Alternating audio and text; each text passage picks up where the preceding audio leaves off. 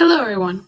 Today I'm going to talk about multilingualism and how it affects our personality, relationships, and point of view.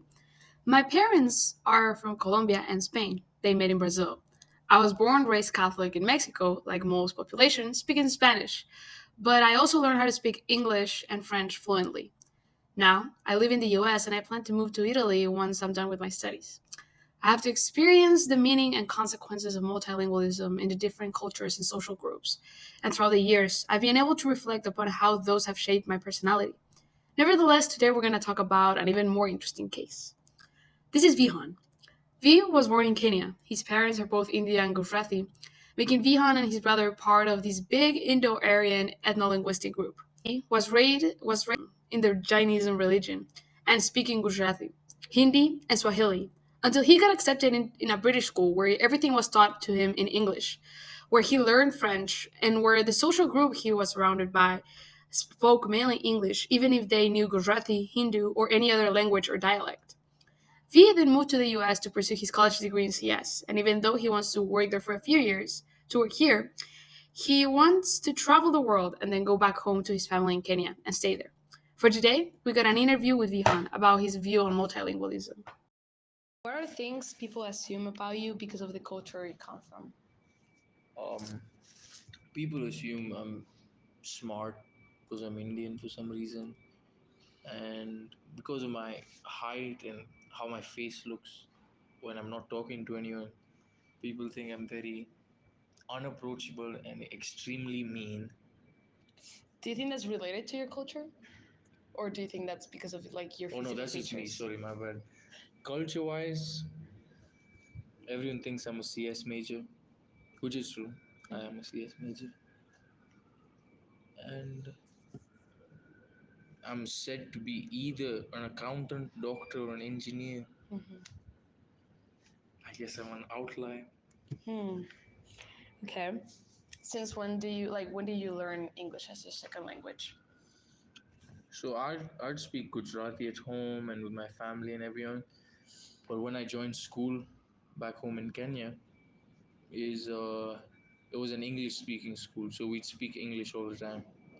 And then like at first I would still think in Gujarati, but like over time now I just think in English. So it's like I can't even call it my second language. It's like I think English is my first language. So, how's your accent and vocabulary in English affected the way you communicate with English speakers? Do you think there's like certain like misunderstandings, or there's a lack of vocabulary that lets you like express yourself, something like that?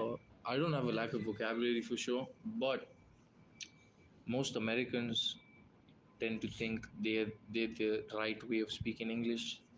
But I don't want to change my accent for anyone. So when someone doesn't understand me, I just repeat what I said louder.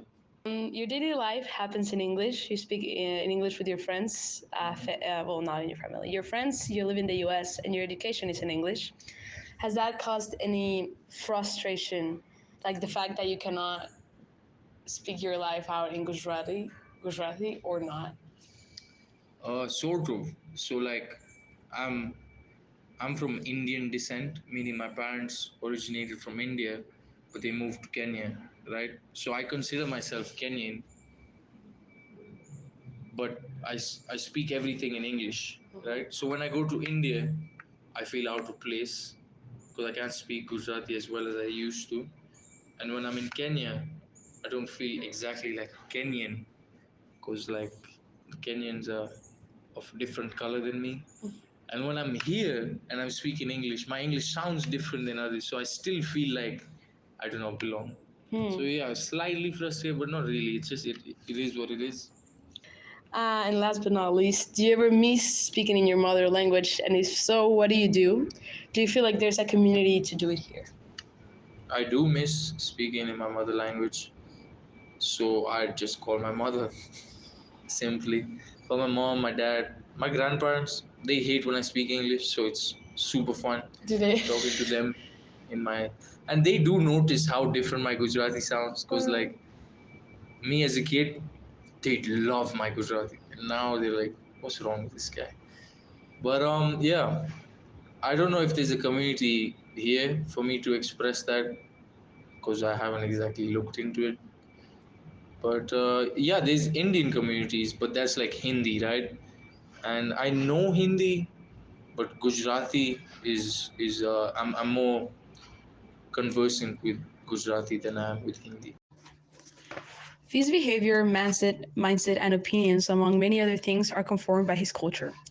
Some specific facts about his culture are that he was raised in Jainism, not Hinduism.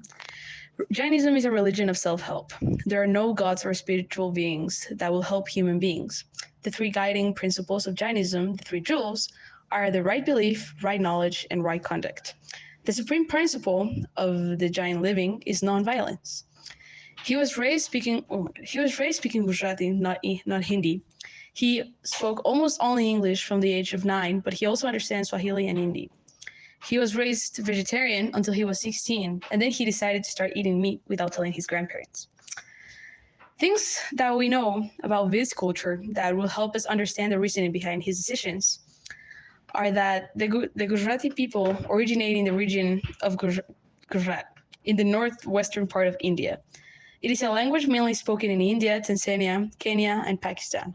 It is one of the 22 official languages spoken in India. It is an evolved Indo-Aryan language that, as any other language, also has its own dialects. Also, we know that approximately 940,000 Gujaratis consider the US their permanent home. V commented that he knows only a very few people at Tech that speak the language. This tells us one of three things about him. Either there is, in fact, a small population of Gujarati people in the US, enough that it is hard for them to find each other in comparison with other ethno-linguistic groups. Or maybe he has preferred to make friends of other nationalities and cultures and with a different mother language, mainly from the US, in order to understand the culture that he's in now, surrounded by, and to learn how to fit in without changing his personality or culture. Or maybe he just hasn't had the time to look specifically for other people in his same culture because the amount of work at Georgia Tech implies a big amount of work. We don't know that. I want to conclude by saying that this project is proof that we know so little about people. There are so many details that have defined Vian's personality, and we did not even talk about his physical, emotional, and mental being, under which socioeconomical situation he was born in and raised, or about what inter and intrapersonal obstacles he has faced. We only talk about the culture and language he has experienced. If we were to talk about another human from the same background, we should mindlessly be respectful, open minded, and empathetic. But I think this statement is even more important when talking to someone with a different mother language, origin, and or culture. Recognizing and being willing to understand something different is the only thing that lets us grow as human beings. We should never take advantage of someone who's different if we have an option to, because that is inhumane. And we're also losing an opportunity to grow. Thank you.